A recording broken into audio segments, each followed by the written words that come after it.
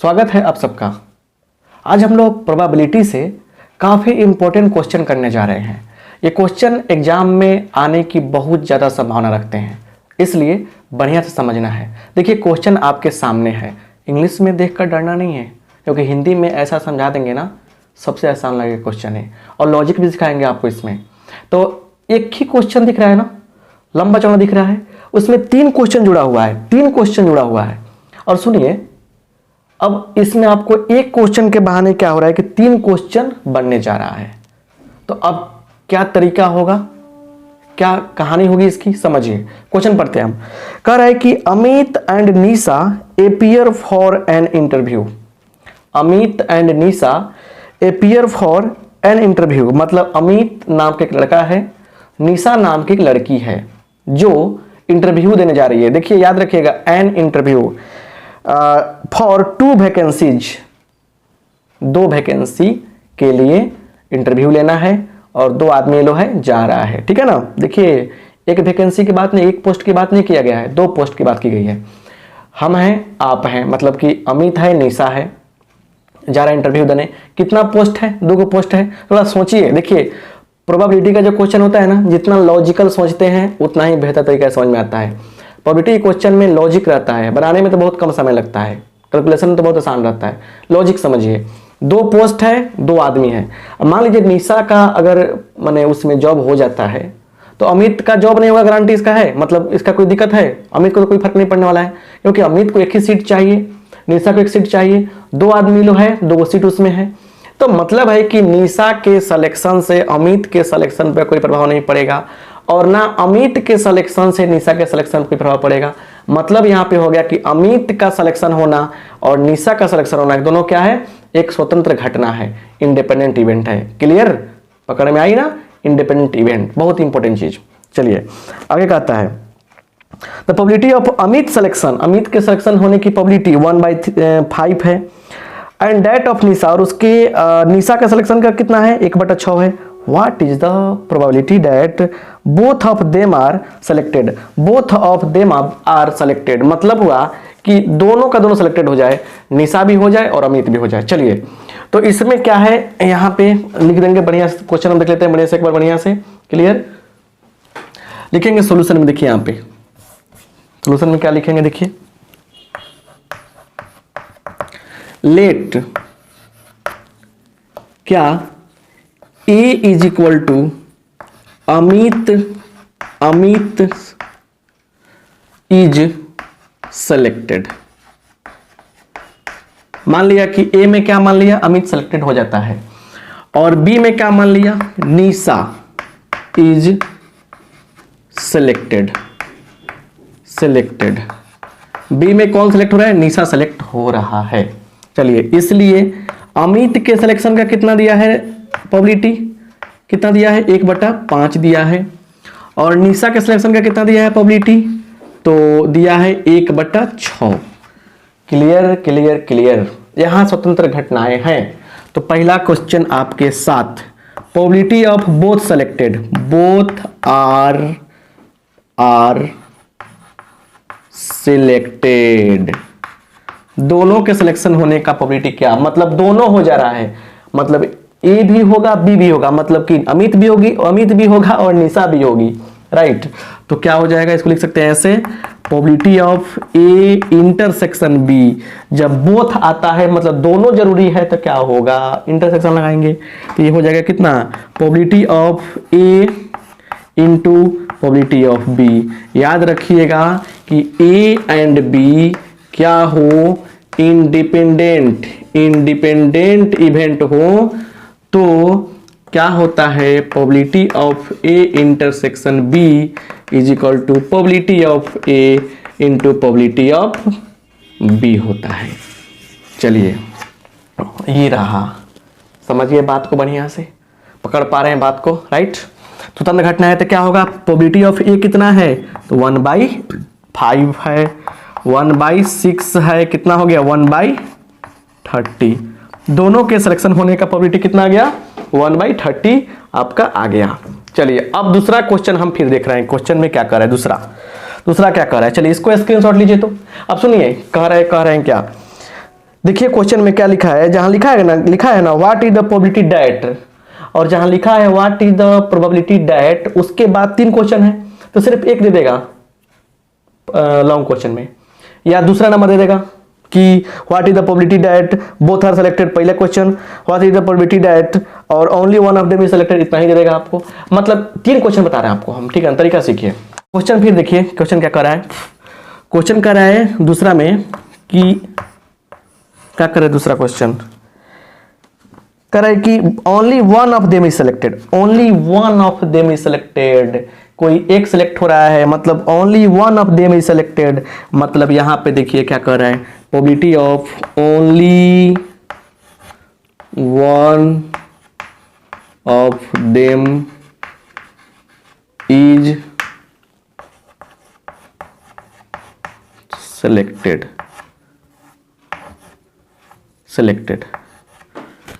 कोई एक सेलेक्ट हो रहा है, इसकी बताइए प्रोबेबिलिटी, तो क्या हो जाएगा, इसका मतलब क्या हुआ, प्रोबेबिलिटी ऑफ, या तो आपका अमित का हो रहा है तो प्रोबेबिलिटी ऑफ ए अमित का होगा एंड नॉट बी, मतलब एंड का मतलब से लिखिए अमित का होगा तो किसका नहीं होगा, निशा का नहीं होगा, या और अगर क्या होगा निशा का होगा तो पक्का अमित का नहीं होगा, या तो अमित का होगा तो निशा का नहीं होगा, हो सकता है, या निशा का होगा तो अमित का नहीं होगा, और जहां रहता है नहीं लगाते हैं नॉट का साइन, राइट, समझिए ना, तरीका ना है को सीखने का, इतना मार्क गारंटी हो जाएगा आपका, ठीक है ना। चलिए इसको तोड़िए, ऐसे लिख देंगे probability of A into probability of not be, जैसे सुनिए इसका और का मतलब प्लस हो जाएगा यहाँ पे, probability of B into probability of not A, अगर ध्यान दीजिए यहाँ पे प्रोबेबिलिटी ऑफ ए लिख देंगे यहाँ पे इंटू, इसका मतलब क्या होता है 1 माइनस प्रोबेबिलिटी ऑफ बी, जब नॉट हटता है बार उस पर हटेगा तो क्या होगा 1 में से घटेगा, ये ना होता है, चलिए plus probability of B into 1 minus not A, right, यहां पे ध्यान से देखिए ए का प्रोबेबिलिटी कितना है, ए का प्रोबेबिलिटी 1/5, अच्छा 1 माइनस 1/6 प्लस 1/6 इंटू 1 माइनस 1/5, अब हमको सोल्व करने में कोई दिक्कत होना चाहिए नहीं, देखिए ये हो जाएगा कितना 6 कम 6 माइनस 1, 1/5 5/6 प्लस 1/6 गुने 5 कम 5 4/5, तो एक्चुअली हो क्या रहा है, ये हो जाएगा, देखिए दिमाग लगाइए, नंबर कटाइए यहाँ पे 6×30 तो 5 और 4 9/30 होगा, 9/30 कटा लेंगे 3/10, 3/10 क्या हो जाएगा आपका आंसर हो जाएगा। देखिए कैलकुलेशन करना क्या है, कैलकुलेशन करना तो सही आंसर है आपका, कैलकुलेशन करना तो मतलब कि आपके हाथ में है, लेकिन लॉजिक सोचना बहुत जरूरी होता है, लॉजिक समझ में आ गया क्वेश्चन, इसलिए ऐसा क्वेश्चन उठाया है ना, देखिए पहले में सीखे कि बोथ वाला आएगा तो क्या होगा, अब आ गया वर्ड, देखिए वर्ड पकड़िए, वर्ड वन ऑफ देम वाला आएगा तो क्या होगा, वन ऑफ देम के केस में ये अप्लाई करेंगे, समझ में आना बात, या तो ए नहीं तो बी, अगर ए है तो बी नहीं है, बी है तो ए नहीं है, ऐसे करके लिखेंगे ना, तो ऐसा बनाएंगे, ऐसे क्वेश्चन बनना चाहिए आपसे, ठीक है ना, क्लियर। उसके बाद लास्ट में क्वेश्चन भी देंगे आपको बनाने के लिए होमवर्क, जो आप बनाइएगा बढ़िया से, समझ में आएगा। चलिए अब इसको स्क्रीनशॉट दीजिए, तो none of them is selected लिख देंगे यहाँ पे, तो लिखेंगे तीसरा probability of none of them is selected, किसी का सिलेक्शन ना हुआ है, मतलब क्या हुआ, मतलब हो गया बालक कि इसमें या ना तो ए होगा एंड ना तो ए, मतलब ना अमित और ना तो निशा, मतलब ना अमित होगा और ना निशा होगी, कोनो नहीं होगा, दोनों को आप समझ रहे हैं ना, नहीं पढ़ता होगा मन से, खाली बतियाता होगा फोन से, इसीलिए नहीं हो रहा है, हंसिए नहीं इडियट कहीं का। यहाँ देखिए मतलब फिर वही बताओ, इंडिपेंडेंट इवेंट के लिए तो ये सब होता ही रहता है चर्चे। आपसे एक रिक्वेस्ट करना चाहेंगे ना कि 13.2 13.2 जो चैप्टर है ना, एक्सरसाइज है, उसको बढ़िया से एक बार बढ़िया से थोड़ा सा रिवाइज कर लीजिए। 13.1, 2 और 3 का 1 से 5 तक क्वेश्चन लगभग हो सके कर लीजिए, क्योंकि सारा कॉन्सेप्ट क्लियर हो जाएगा, ठीक है ना। हाँ, तब ये सब बहुत आसान लगेगा। प्रोबेबिलिटी बहुत आसान चैप्टर है, हम है ना, मैंने फोड़ डालेंगे आप एग्जाम में, और जल्दी ही प्रोबेबिलिटी का 1 शॉट आ रहा है। 1 शॉट समझ रहे ना, 1 शॉट चाहते हैं तो लिखिएगा कमेंट बॉक्स में, सर 1 शॉट चाहिए प्रोबेबिलिटी का ऑब्जेक्टिव का। तो क्या हो जाएगा, 1 minus probability of A into 1 minus probability of B. चलिए हो गया, आ गया 1 माइनस 1/5 इंटू 1 माइनस 1/6। तो 4 एकम 5 एकम 5 घटा 1, 4/5 गुने 5/6। क्लियर, तो कट गया है 2/3, 2 3, तो 2/3, 2/3 इज योर करेक्ट आंसर। समझ गए ना। तो ऐसे क्वेश्चन आएगा तो आपसे क्वेश्चन बन जाएगा, ऐसे क्वेश्चन आएगा तो आपसे क्वेश्चन बन जाएगा, राइट। चलिए बोर्ड पर क्वेश्चन है, पढ़िए तो। The probability of a specific problem being solved independently by A and B. एक सवाल है जिसको ए भी सोल्व कर रहा है और बी भी सोल्व कर रहा है, ए भी सोल्व कर रहा है और बी भी सोल्व कर रहा है। आर 1/2 एंड 1/3, ए का चांस है 1/2 और बी का चांस है 1/3 respectively. Clear. If both try to solve, अगर दोनों चाहते हैं कि प्रॉब्लम सोल्व किया जाए, try to solve problem independently, find the probability that the problem is solved. Problem solve हो जाए इसकी प्रोबेबिलिटी बताइए। देखिए आ गया ना, problem is solved. Exactly one of them वाला प्रॉब्लम आपको बनाना है। वन ऑफ देम वाला आ गया तो वन ऑफ देम वाला तो आप उड़ा देंगे ना। One of them solve the problem, या तो ए करेगा चाहे बी करेगा। क्लियर, इसमें कोई दिक्कतें नहीं है। देखिए कैसे बनाएंगे इसका सॉल्यूशन, यहाँ पे देखिए सॉल्यूशन, देखिए लिखेंगे क्या सॉल्यूशन में, यहाँ तो दिया हुआ है प्रोबेबिलिटी ऑफ ए कितना है बताइए, तो 1/3 शायद, 1/2 sorry 1/2 and probability of B कितना है 1/3। क्लियर, तो दिया हुआ। चलिए तो लिखेंगे पहला, इसलिए प्रॉब्लम इज सोल्व्ड, ये नहीं कह रहा है क्वेश्चन में, प्रॉब्लम इज सोल्व्ड, यही आपसे कहा गया प्रश्न में। प्रॉब्लम सोल्व हो जा रहा है, तो सोल्व जब हो जाएगा तब मतलब क्या होगा बताइए। प्रॉब्लम जब सोल्व हो जाए, क्वेश्चन में कह रहा है क्या, देखिए थोड़ा सा क्वेश्चन पढ़ना पड़ रहा है क्योंकि आपके तो वहां बोर्ड पर दिख रहा है, हमको तो यहाँ देखना पड़ेगा ना। प्रॉब्लम इज सोल्व्ड मतलब क्या हुआ, प्रॉब्लम इज सोल्व होने का मतलब हुआ कि यहां पे या तो ए सोल्व करेगा या तो क्वेश्चन को बी सोल्व करेगा। क्वेश्चन एगो है, क्वेश्चन में कह रहा है कि इंडिपेंडेंटली सोल्व करना है, मतलब ए भी सोल्व कर दे कोई बात नहीं, बी भी सोल्व करे कोई बात नहीं, लेकिन प्रॉब्लम सोल्व हो गया है। तो प्रॉब्लम सोल्व होने की प्रोबेबिलिटी कितनी होगी, तो प्रॉब्लम को या तो ए सोल्व किया होगा, अच्छा प्रॉब्लम को बी सोल्व किया होगा। तो लिख देंगे यहाँ पे target is hit, target hit किया जाता है, गोली से हिट किया जाता है, तो ए हिट किया है, बी हिट किया है। तो जब प्रॉब्लम इज सोल्व बात आए, टारगेट इज हिट बात आए, तो क्या लिखेंगे हम, यहाँ लिखेंगे या तो ए सोल्व किया होगा या तो बी सोल्व किया होगा। प्रोबेबिलिटी ऑफ ए और बी, या तो ए या तो बी। मतलब इसको और तरीका से भी हम लिख सकते हैं, मतलब कि एटलीस्ट, मतलब कि क्वेश्चन में कह रहे कि द प्रॉब्लम सोल्व का मतलब क्या हुआ कि या तो ए सोल्व किया चाहे बी सोल्व किया होगा।